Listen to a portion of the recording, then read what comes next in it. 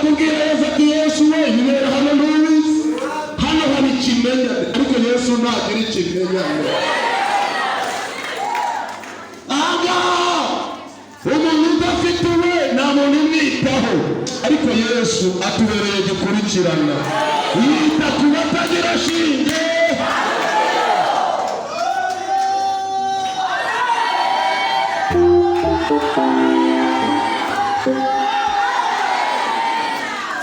Yesu aramubaza ngo urashaka gukira? Murwayi aramubwira ati databuja singira umuntu njugunyamo. Yesu aramubwira ngo abatagira abantu ni jyewe ubahagarariye.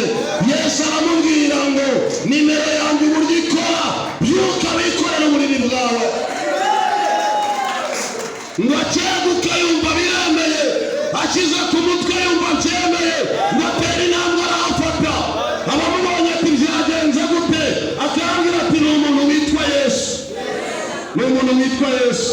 Umuntu witwa Yesu yagukura uri, umuntu witwa Yesu yaguhindurira ubuzima, umuntu witwa Yesu ahindura amateka, umuntu witwa Yesu agenda gake ntakerererwe, umuntu witwa Yesu arihuta ntakora gisida, umuntu witwa Yesu ni useruka rukambye, umuntu witwa Yesu ni inyenyeri yo mu ruturuturu, umuntu witwa Yesu ni umusore wasize ubwiza mu ijuru, umuntu witwa Yesu yanze kudusigara gusiga, umuntu witwa Yesu yaduhindura amasaha tugira ibisonga, umuntu witwa Yesu akuraho batera amaprofe akambika amakote, umuntu witwa Yesu akura mu birara agapanga ibira ayiwe, umuntu witwa nde?